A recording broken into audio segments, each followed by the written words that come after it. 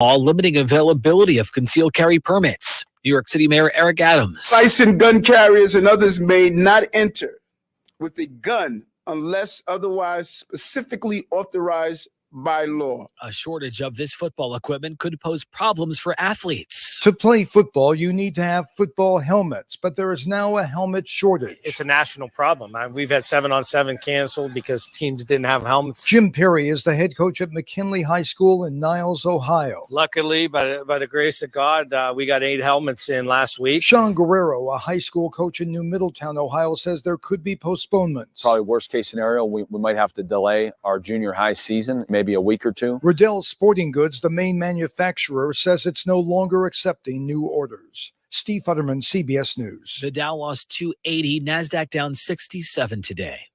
This is CBS News. When you think of hiring, think of Indeed. Their end-to-end hiring system helps you attract, interview, and hire candidates all in the same place. Visit Indeed.com/credit. Hi, this is Lizette LaForge of Beacon Windows. Are you tired of struggling with your sliders? Don't replace, refurbish. We keep you on track. Our business is on a roll. And I don't care what your problem is, I can get a handle on it. Not only do we make your sliders work nearly like new, but we also specialize in water intrusion when there's water sneaking underneath the track and maybe going to your neighbor below, or maybe you're being leaked on. So when you get a chance to give us a call us at 727-493-2644. Keep us in mind whenever your sliders are giving you any trouble. Beacon Windows, 727-493-2644 or www.sliderrepair.com.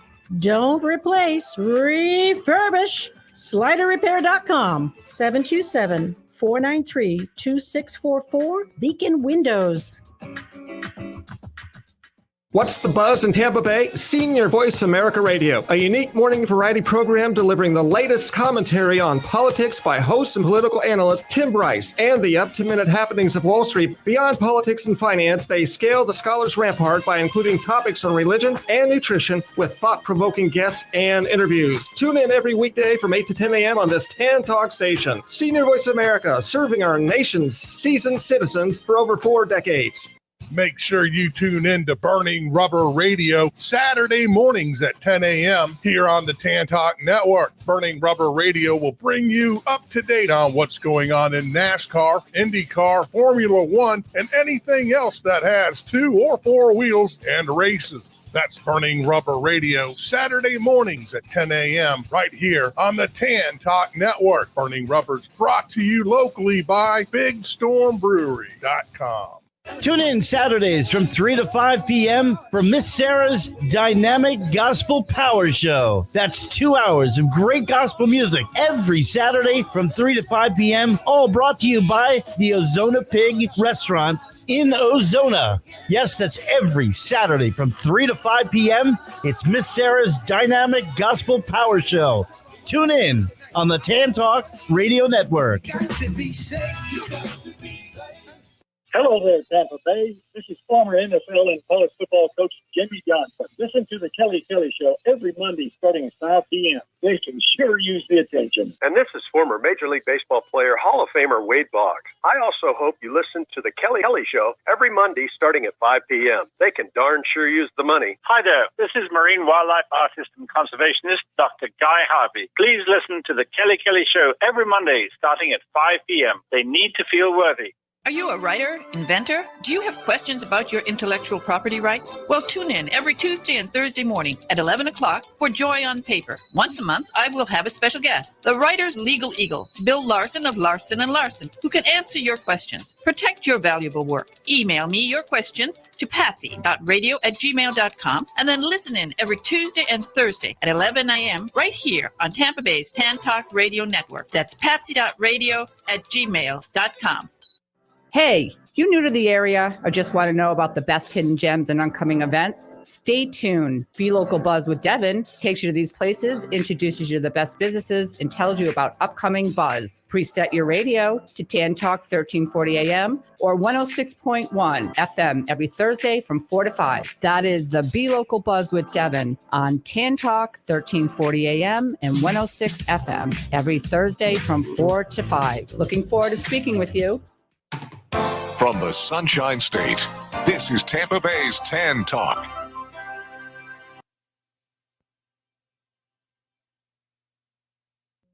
Coming up Wednesday, August 31st, the Chapters Network and the Tan Talk Radio Network proudly present from 5 to 6 p.m., Kicking Unhealthy Relationships to the Curb with your host, Stephanie McPhail and Steve Vaccaro. Special guest, Denise DeMejo from 6 to 7 p.m., Voices for Change with your host, Miriam Injera. Special guest, Fred Shaw. Then, from 7 to 8 p.m., Reach Out with host, New York Yankees community consultant, Ray Negron, Frankie Valli's musical director, Robbie Robinson, and psychologist, Steve Vaccaro. Special guest, Gus Guadagnino and Tito Puente Jr. Lastly, from 8 to 9 p.m., special 9th anniversary Chapters Wrap. That's coming up Wednesday, August 31st, live on the Chapters Network and the Tan Talk Radio Network.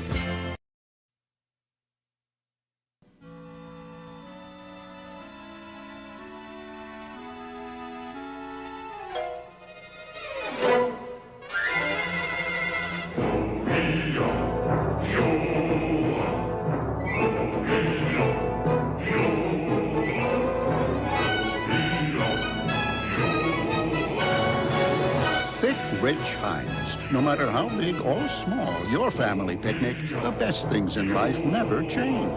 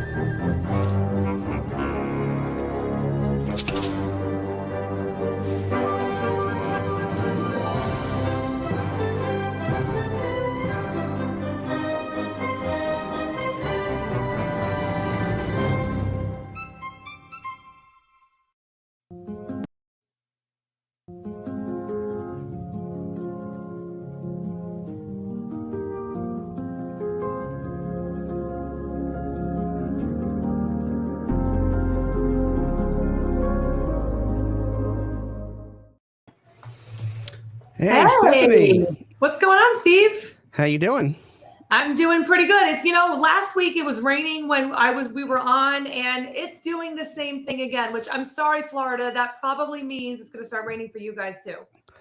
Wow, that's how you're going to start this show off? It's bringing us rain here? I know, it's like a gray cloud, like starting. No, rain is a beautiful thing, right? It is a beautiful thing.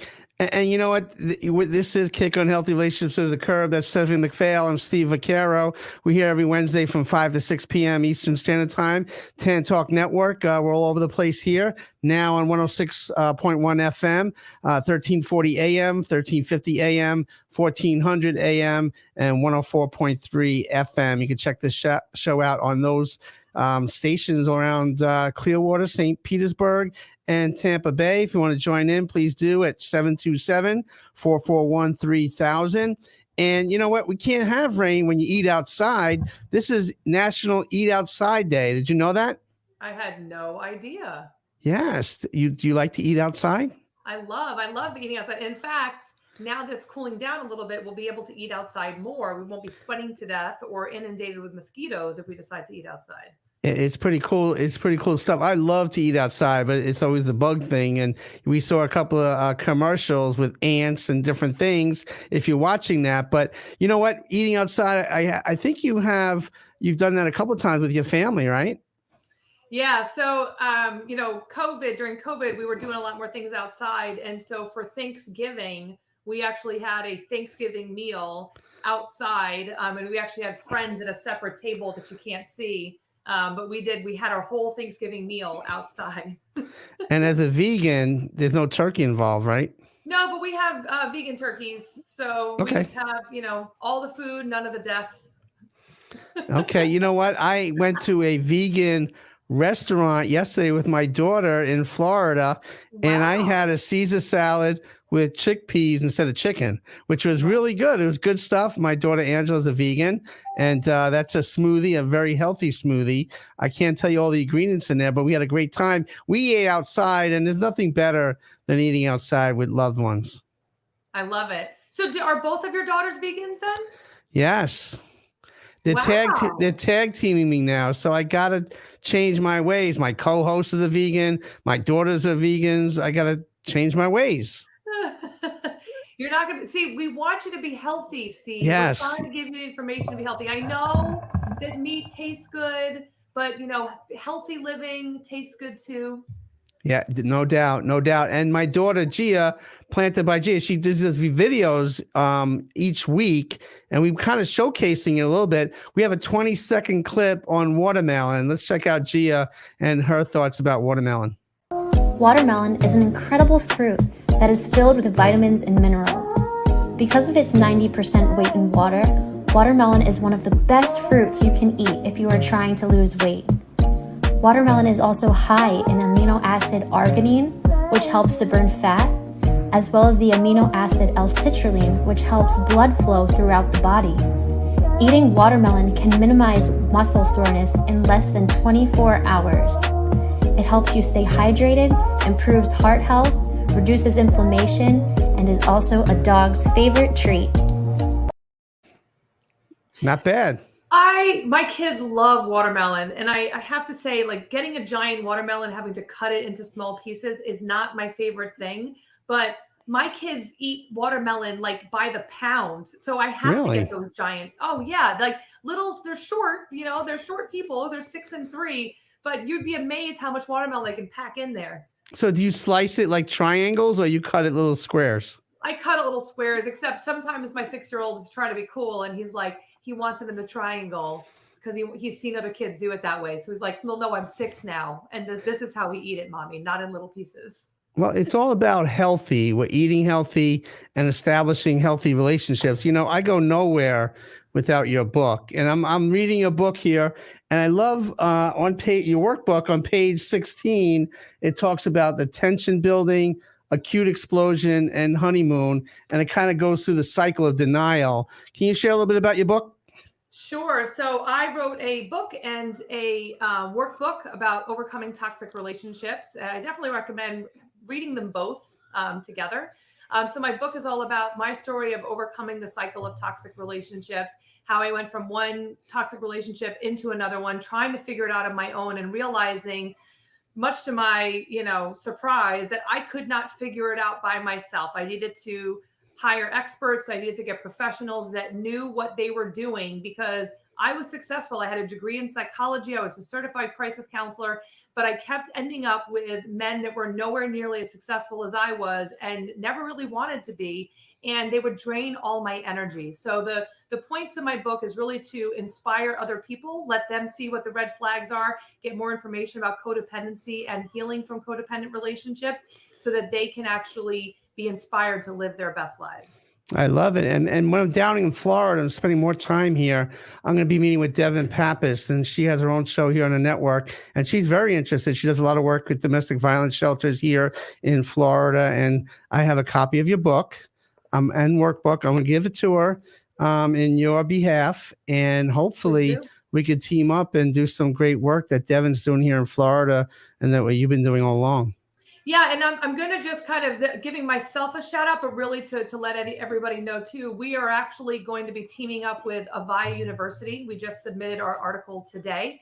And so monthly, we will be sending out articles to Avaya University. They'll be sharing online with their online community about healing from toxic relationships. So they actually invited us to be on their team of experts, which is such a huge request. Like, you know, for someone to be like, you're the expert, we want your information, we want to hear what you have to say. And so, you know, it's a great team effort. We will be sharing that information as we get it, because it's brand new. But it's really exciting because you'll be able to go in and just click a link and be able to read from experts in the field of healing from toxic relationships, all the number one movers and shakers in the industry, and you'll be able to get them all in one place. So we're really excited about that. Congratulations. You've been doing some great stuff, and you're being acknowledged and exposed and more visible out there. Yeah. Oh, whoa, look at that. Yeah, Thank Bobby. you. Thank you. I love being in the studio because I can see Bobby working. He's like a genius behind the glass here. I never know what's going to happen. This is pretty cool stuff when you can see him working. So he's got 30 people in his studio there, so they're all clapping and cheering for you. Oh, wow, look at that. That's great. Hi, thanks, everybody. Yeah, Bobby's having a vegan pizza party in there, I think. I don't know. I'm sure. Are there vegan pizzas or? Yeah, there's vegan pizzas. Everything that you have as the animal product version, we have it as the non-animal product version.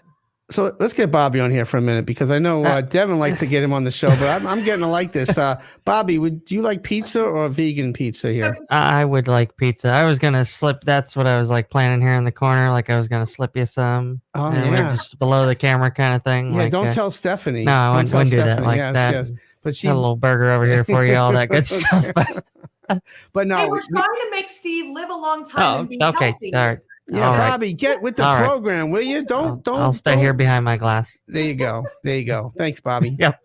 Great guy. But, you know, the Chapters Community Support Service is a 501c3 nonprofit. And basically, we're setting platforms up for people that are in transition. And Chapters Community Support Service is a nonprofit, unconditional support to individuals, families, and other nonprofit programs through 4 pathways: network, collaboration, support, and platform. Our overall vision is to unconditionally empower and assist others during adverse, traumatic, and challenging transitions in life.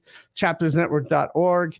We've been doing this thing for many, many years, but the Chapters Rap Show, it's 9 years old. I can't believe I've been doing this thing for 9 years. And tonight from 8 to 9, we're going to have people calling in and hopefully celebrating with me and the program, or telling me to get off the air. I don't know what they're going to say, but I can't wait till 8 o'clock tonight. 9 years of doing this. That's a long time. I mean, you are old, Steve. So, I mean, Wow. We're not even 10 minutes into the program. You call me old and unhealthy. I mean, we've got to keep it real. You know, it's all about being authentic. I mean, Yes. it's okay. I am old. That's true. I am old. Yes. My daughter called me old man yesterday, so I'm getting there. But you know what? When you eat outside, you have to have some staples. You have to have something to drink. You have to have something to eat. But you need bread, right? You need some bread. Yeah, you need bread. So we have a segment, the Family Feud moment, and check out what this person would trade in on this show. Let's check this out. Ladies, let's go. Top 5 answers on the board. Here we go. We asked 100 married women, using the barter system, what could we give you in exchange for your man? Kenyella. Bread. Huh? Bread. Bread.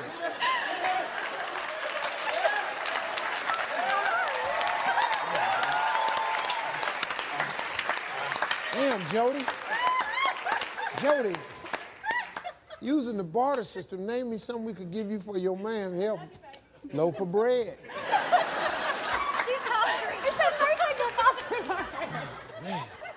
Well, Jody, all that serving the country and riding on them covert operations you done for this country, and you drive a Black Hawk? Yes, sir. Pilot Black Hawk helicopters in the military, saving our country. Great guy. Yeah. Should trade it all in for some bread. The girls got it. Bread.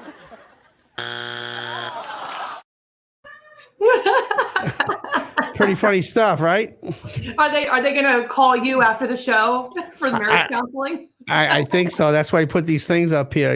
Trading your husband in for a loaf of bread. That's a trick question there. But you know what? You teamed us up with our guest today, and when you found out her name and you worked with her and you found out that she actually went through the foster care system, I think a light bulb went off in your head. He said, well, my co-host went through the foster care system and it could be a good team. And we actually are planning something that we're going to share today. Denise and I, can you tell everybody who our guest is tonight? Well, yeah. So Denise and I have been in contact for, I want to say, and she can correct me when she comes on, for it's got to be about 3 years or so. We met on a social media site, I think Boss Moms, and we just kind of connected. And we were actually in conversation to do a retreat together. And then we said, you know what, this is not the time. We both had other things going on in our lives. And we kind of, not lost touch, but we weren't in conversation for a little bit.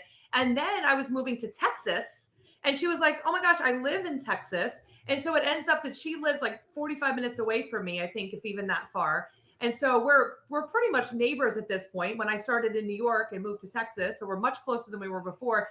And she has been on a journey of healing over the past few years that she's now bringing the beautiful gift to help heal others. So she's taking her story of being in the system, all of the things that she's had to overcome, and she's taking all of those things to share with others to help them heal. And at Kick on Healthy Relationships with Curb, we love that. That's what gets us really excited, is when people are using that pain for the greater good.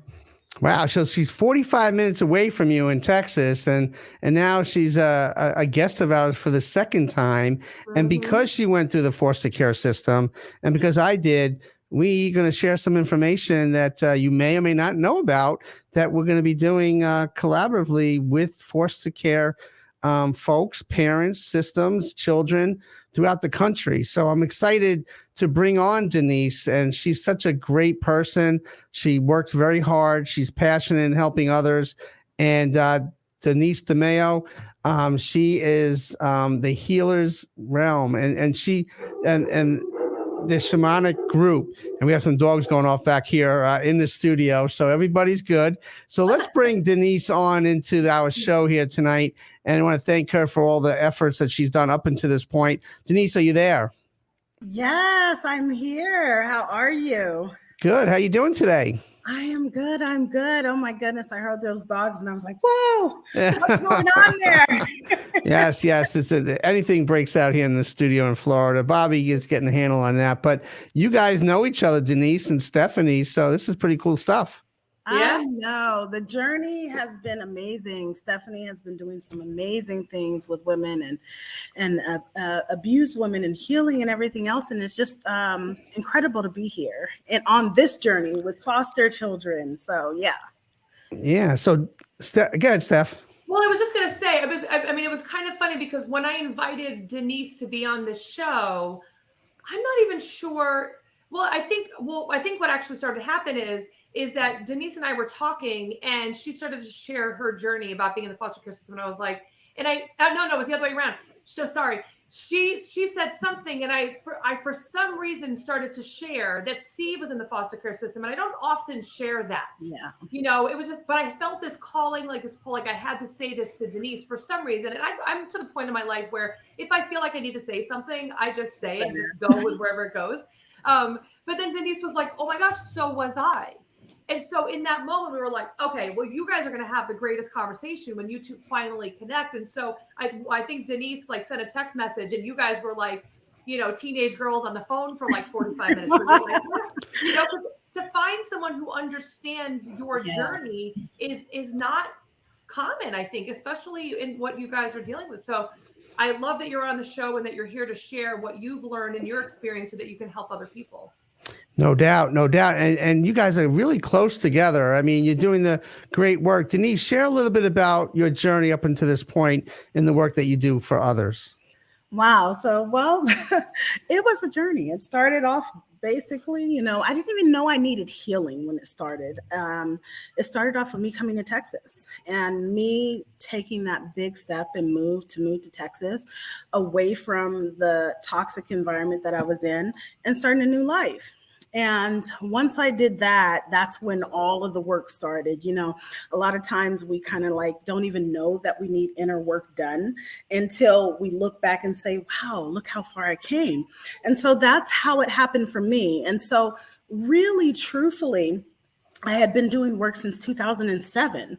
And then after I got a divorce in 2019, that's when I really got deeper into my spiritual journey. I've always been a spiritual person since I was a kid.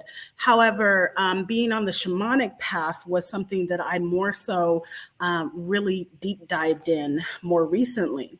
And that's when everything connected. Everything started to make sense. Everything, all the things that I've been through as a child, in foster care, as a young adult, in my marriage, in my life, and all of the people that were attracted to me, everything clicked. Like, oh, this is where I'm supposed to be. This is what I'm supposed to do.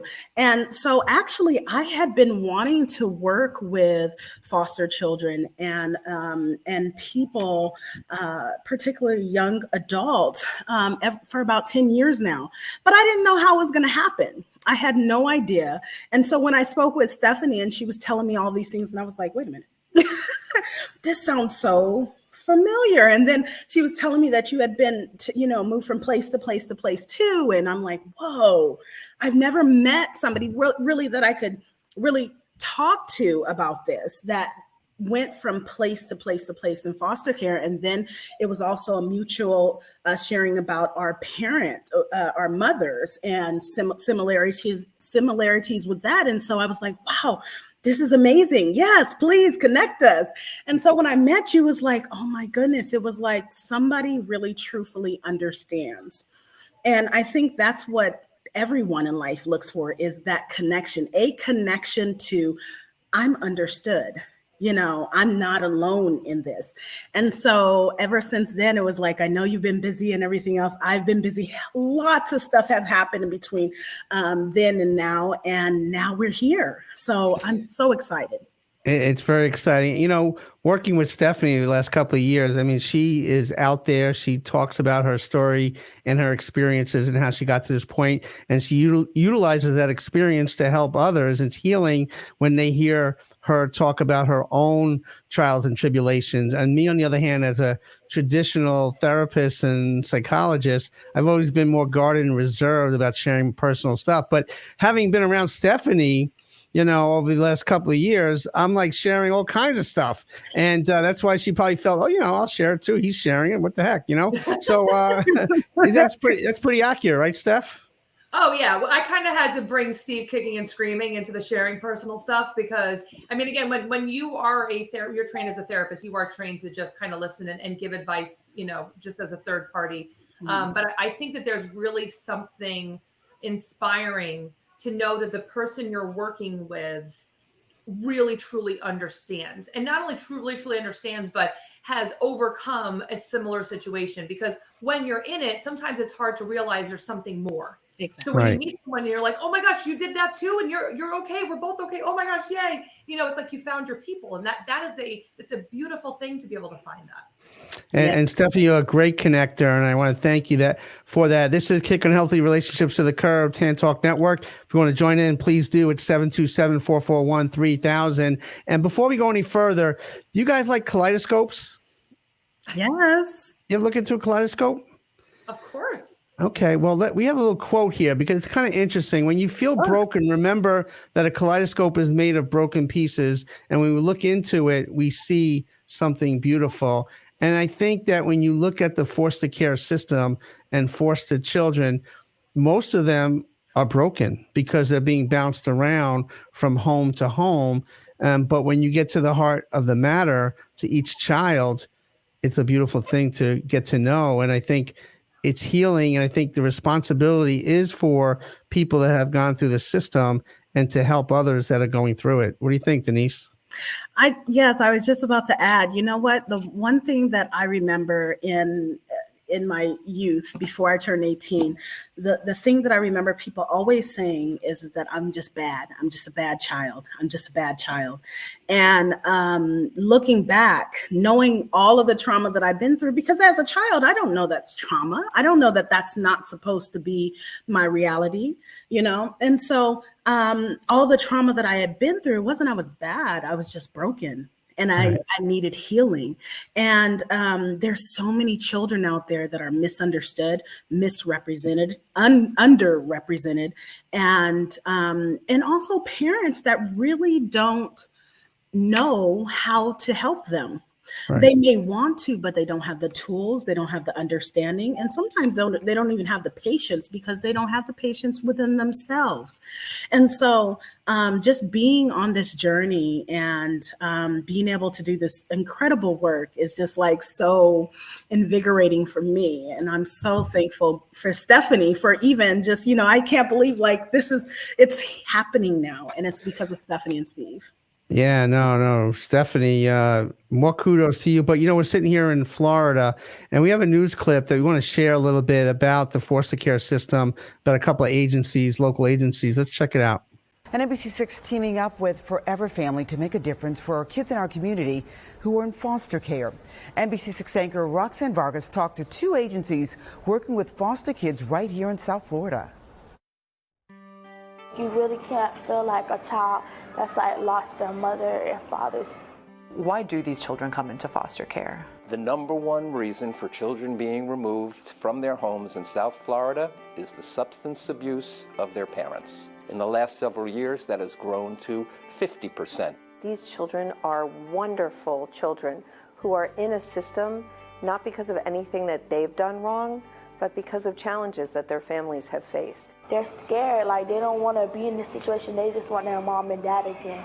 How big is this problem in our community? In Broward County, 1,500 children currently out of their homes because of abuse, abandonment, neglect. In Dade, 1,400. They need a truly safe, loving setting while either we can help their parents to make the home safe or we can find loving and adoptive parents. Ensure that all children have the opportunity to grow into healthy, productive adults, supported by a caring community. So how important is the educational component to the community in making a difference? I think that's crucial, and I think that's something we just need to keep doing more and more and more. The work that NBC6 has done in joining with us and supporting Forever Family sends a really strong message to the children that they care, and that's important. Roxanne Vargas, NBC6 News. What do you think, Denise? Oh my God. You know, I was like, don't tear up, don't cry. You know, it's tear jerking because I know exactly how they felt and feel. I remember on different Christmases, it was like, you know, a big old gathering that we had where they're giving away bikes and everything else, but it was never something that was sentimental to me. It was just like, oh, here's the donation and here's the things. And even though that was appreciated, it was like, I was so invisible. I felt invisible. I felt unloved at times. And just to know that these kids just want to be kids. Right. Just want to be kids. They just want to, you know, feel connected and loved. And me being bounced around from 10 different homes, at least 10 different homes. I know, but there was probably more. But, you know, I started off at least when I was about in between 6 months to 8 months. And, you know, going through that and by the time I got emancipated at 18, at least 10 homes. And I've heard of kids being bounced around for more than that. How I got into is a third home about third home was my mom at one point in time. I was in Denver, Colorado, and it was snow on the ground and everything. And my mom had said, let's go see Jesus. And me as a kid, I was 3 years old, 3 or 4. And I was in my underclothes and no shoes on and walking in the snow and with my mom. And I remember a Caucasian couple picking us up and giving us a blanket and taking us to the hospital. And the next thing I know, here I am having pancakes at another foster home in the middle of the night. And so those are my experiences as in the foster care system. And the trauma, even though that the home was amazing, the people tried to make me feel safe, with pancakes and everything else, I knew that something wasn't right. And then to add another injury to that situation, their daughter was being abused. I remember her having a black eye from her boyfriend. And, but it was just so many different memories, so many different traumatic situations and events that I've been through. And when you go to another home, a lot of times foster children don't open up to the things that they've already been through because they don't know what's safe. Right. They don't know who's safe. And I'm sorry, Denise, there's no connection because there are agencies out there like the Boys and Girls Club or different nonprofit agencies where you could kind of hang your hat on and a young person can go to that after school and connect with. With foster care, you're with the Department of Social Services and often CPS is involved and it's temporary. My journey started at 5 years old and I rarely share this, but my mom made a suicide attempt back at 5 and she took an overdose. That's when my father had left and she fell to the floor. She was crying hysterical and it was me and my younger brother and she was yelling out, Steven, call 911, call the police. Now I'm 5 years old. And since I'm old, Stephanie already established that fact. The phone on the wall, you had to turn the dial, right? So I had to get 911. I never did that before, and I finally got it. The police came. My mother at the time got very combative, and she didn't want to be separated from my brother and I. But they took her away, and they took my brother and I, and that started the cycle of my brother and I going to foster homes and shelters. And when my mom got well, because she cycled, she suffered from MS, but also psychiatric diagnosis, schizophrenia. So when she got well, we go back with her, but it was short-lived. So we continue this cycle of going to different homes. And the challenge there has always been, there was no cell phones back then. So you lose contact with friends that you made. And then you had trust issues because you knew you were going to leave. It was just temporary. And you were afraid to make friends. And I remember those days. My only fist fight in life, this is the truth, occurred at a shelter. And because when you throw kids together, you mentioned people looked at you as bad. When you throw all these bad kids together that was going through the foster care system or domestic violence situations, there's no counseling, there's no recreational activities. You're just thrown into a group home or a shelter and you're left for your own devices. So I had broken my arm at this fight and in this shelter, and I'll never forget it because it was something that when I look back on, it was a trigger for me to help others. And Stephanie, when you mentioned what Denise was doing and you mentioned the foster care system, I too had never really spoken on the air about any of this that I just shared. And I think when you, Denise, the work that you do, but it's the experiences that we're going to draw from internally. Our internal strength, collaborative strength is going to help others around the country. So that's what I am looking for this. And I think that there's unfinished business because we just saw a video from Florida. We have another video. You guys are in Texas. Let's check out this video from Texas and see what's going on in the foster care system there. A Dallas office building off Interstate 35 for Ladarius Leonard. I mean, honestly, it sucked. This was where he was forced to stay when there were no foster homes or treatment facilities that would take him. The idea of dang, there is literally nowhere for me to go. At the age of 15, Ladarius entered the foster care system. I was living with my single mother, and, I had been recently struggling with mental health issues. For the next 3 years, he bounced from one place to the next. It was residential treatment center, shelter, residential treatment center, shelter, residential treatment center, and then residential treatment center. At times, in between placements, there were no beds available. So the state had Ladarius sleeping on the floor in this Dallas CPS employee office. Ladarius says, especially on those nights, he often felt forgotten. And that is one of the worst parts about it. Like, you know, you're likely alone in a room by yourself. Not all of us are fortunate enough to have some type of technological device to distract yourself. So a lot of the time you're like, you know, just kind of sitting there. State officials say keeping children in unlicensed facilities has always been a last resort. But records show since 2020, Texas has been housing more foster children in offices, hotels, and emergency shelters. Last month, 297 children spent at least one night in an unlicensed facility. That's more than twice as many as a year ago, and nearly 8 times as many as in 2019. The average stay has also gone up to nearly 18 days. It's definitely a crisis. Kathleen Laval is the president of Dallas CASA, an organization of volunteers who serve as court advocates for children in the foster system. Laval says the youth who are forced to stay in these unlicensed facilities tend to be older teenagers, most with higher needs. Those in charge of watching them tend to be undertrained and overworked CPS caseworkers. And what it does, it creates, in some instances, a very toxic environment. As a part of a decade-old lawsuit, a federal judge this summer ordered monitors to go and see what was happening inside these CPS offices. The findings were alarming. Medication boxes were left unlocked. Bags of prescription drugs were left in the open. According to the report, children at times were given incorrect medication or went without prescribed medications for days.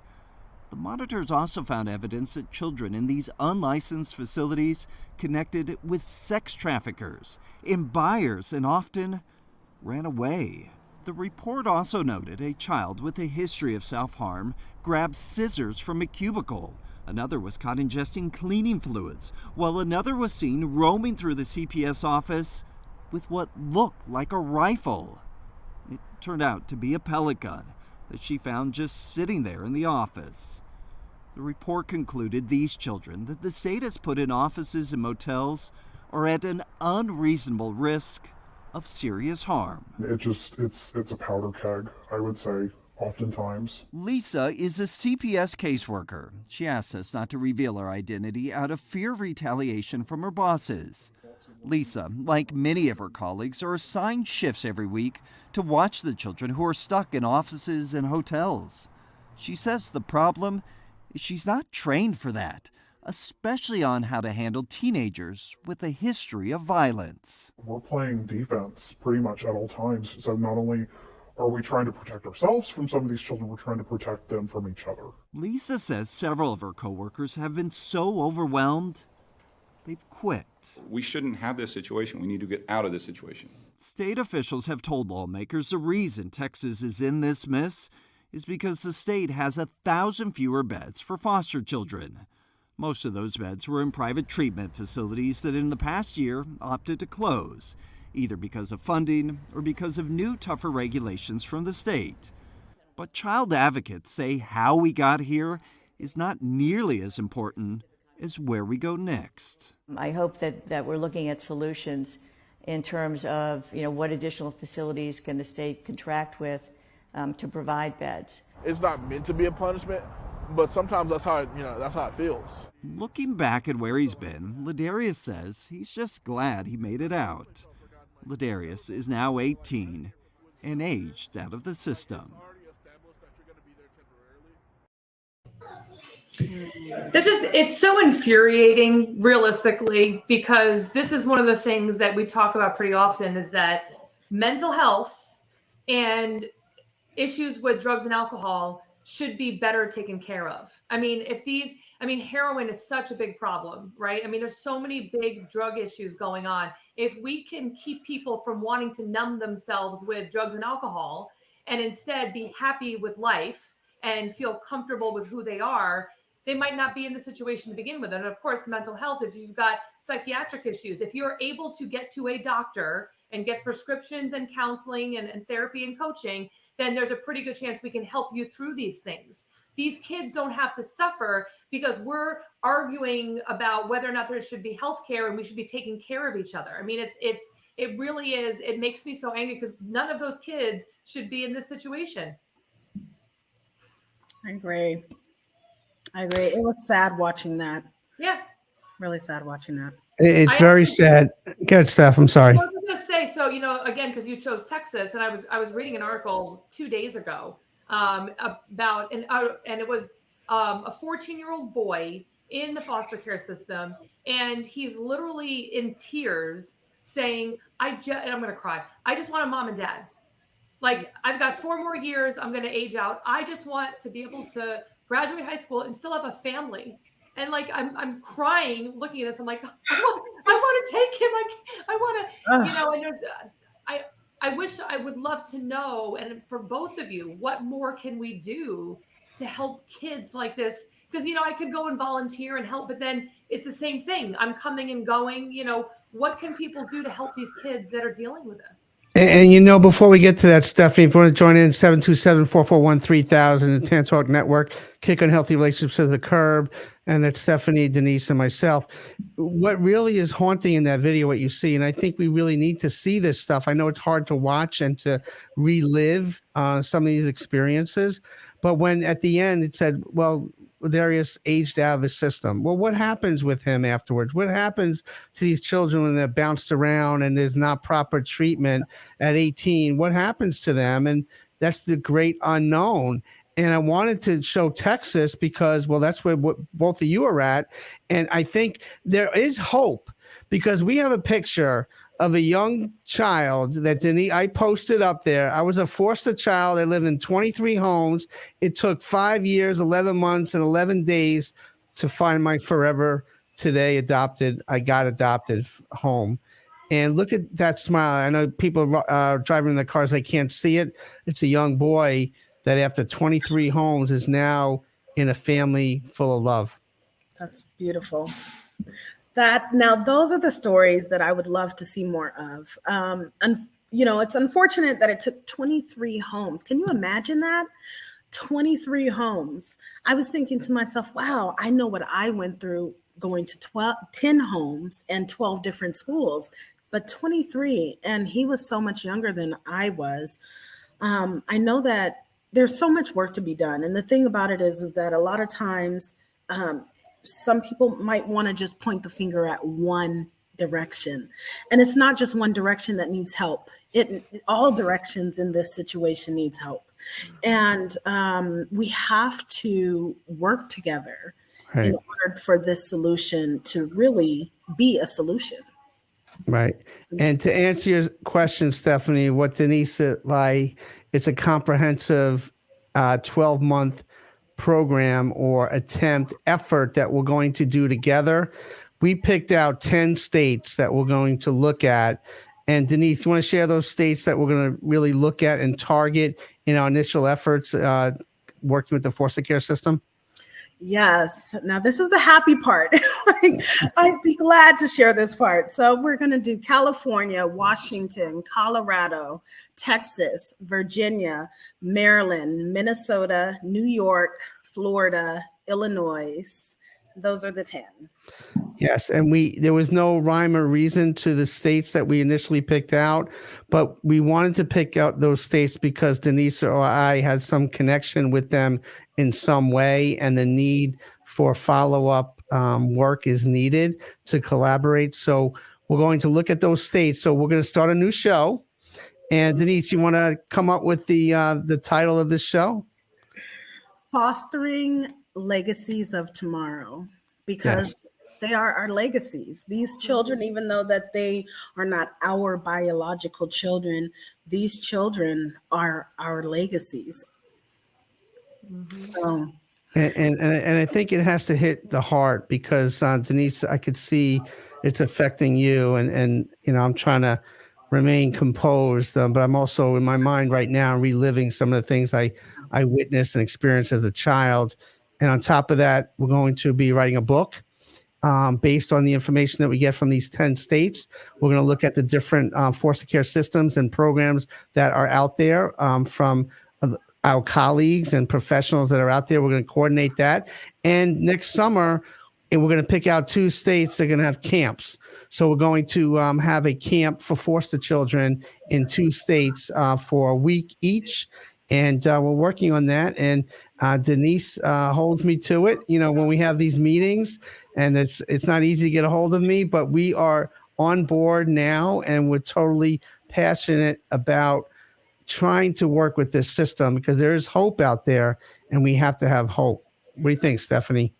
Well, and I'm wondering, I mean, this whole time I'm thinking about people that, I mean, I have a friend of mine who would love to have children and she can't. Her and her husband are unable to have children. Of course, right away I say, well, why don't you adopt?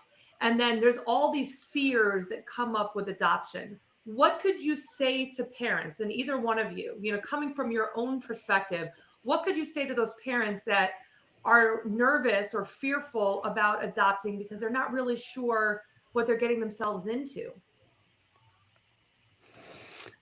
Sorry, it's a hard Denise. one. Yeah, Denise. What I would say is that I had the opportunity of almost being adopted when I was 5, and it was with a couple in Denver, Colorado, and I didn't know it at the time. But as you get older in foster care, the chances of you actually being adopted get slimmer. Right. So, and I think it's because of the fear. A lot of times, people may feel as if the child is too damaged, you know, too much going on with the child. What I would say to these parents that are looking for children is number one is educate yourself on trauma, because despite the age, most likely 9 out of 10, these children have been through some kind of trauma. Educate yourself on trauma. See what it is that you really desire to do. You know, what are you trying to accomplish with having an additional life in your household, and then go from there. Lead with your heart. And I think too, the foster parents need to know the background of each child as well, so they can do their own research specifically on what that boy or girl have been through. And I think sometimes, like I was split from my brother sometimes. And that was hard because, I mean, you're growing up as siblings and you doing things together. And it was funny because I never wanted to be in any of the foster homes I was in. I just wanted to be back with my mom. My brother, who was younger, always wanted to stay where we were at. And we'd always have this conflict, and our memories are way different when we start talking about things now. So I think for parents, they need to really understand the children that they're coming into their home. And remember, it's not about adoption too. If you're a foster parent, take that moment in time, because that child is needing love. Even if it's 2-3 months, you're doing your part. You're providing a family dinner. You're taking them to church. You're doing family outings. You're taking them what a healthy family life should be. And that's what I walk away with from the different places I've been at. That's where I've learned to accept and to learn to be in a family. And it was broken up all the time, but when you have your own family later in life, you draw from that experience. And that is the message that Denise and I are trying to come up with, and to find those problems in those states, and also to find what's really working well and to expand on that, right? Exactly. I love that you said taking pieces of the different experiences, because even regardless of whether you're a foster parent, a foster child or not, that's what we do. You know, even growing up in your own home, own biological home, there are things that you take and things that you leave. And so that's what life is all about. And if you could do that with a child that desperately needs the love and attention, it's really, you know, really serving to the community and to the child. That's right. And we're just about out of time. And what's really good about this, obviously, Denise and I have taken different paths, and we're different. We've lived different lives, and we're male, female, black, white. And I think we could break barriers down too when we're sharing this in those states and moving beyond that. So I'm really excited about this effort, and I really feel this is what a calling that God really wants me to do. I haven't taken on the foster care issue for years. And I want to thank you, Stephanie, for bringing me to Denise's attention. And now this is unfolding the way it is. And the next 12 months, we'll have exciting news as we move forward. I love it. Yeah, Yes. Denise, how can people get a hold of you, Denise? Yes, thank you also, Stephanie. I'm just so thankful for this opportunity to do this good work, and I believe this is also God's work as well. So people can get a hold of me at tranquility@theshamanic.group.com. They could also reach me on Facebook. I am Denise, the Wound Healer. I laugh about that. It's a story about that. But yes, you could get a hold of me on Facebook. But yes, reach out to me and start a conversation. Denise, thank you so very much. And I know we have our meeting coming up, so we will be talking in the next couple of days. Thank you so much. Have a great night, Denise. Thank you for all the hard work that you do. Thank you. All right. Denise is wonderful, Steph.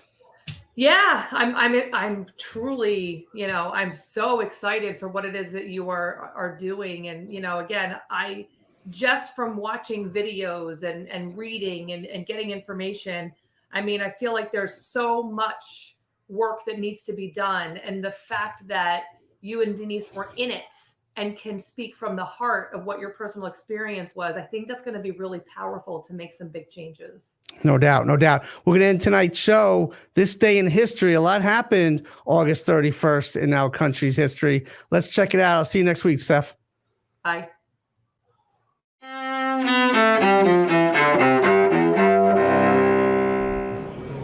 August 31st, 1997. A tragedy that sparks mass public grief around the world. Britain's Princess Diana is killed in a car crash in Paris. She was 36 years old. Also killed in the crash, Dodi Fayed, Diana's boyfriend, and the car's driver, Henri Paul. Bodyguard Trevor Rees-Jones, badly injured in the crash, is the only survivor. 1980. In Poland, the Solidarity labor movement is born under an agreement ending a shipyard strike. Co-founded by Lech Wałęsa, it's the first free trade union behind the Iron Curtain during the Cold War. During the next decade, Solidarity plays a key part in bringing down communism in Eastern Europe. 1888. Mary Ann Nichols, considered the first victim of Jack the Ripper, is found murdered in London's East End.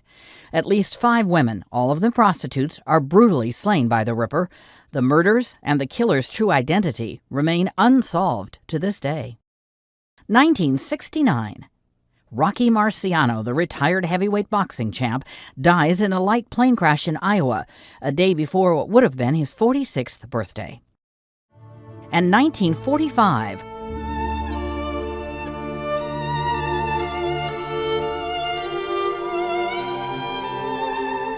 Virtuoso violinist Itzhak Perlman is born in Tel Aviv in what is now Israel.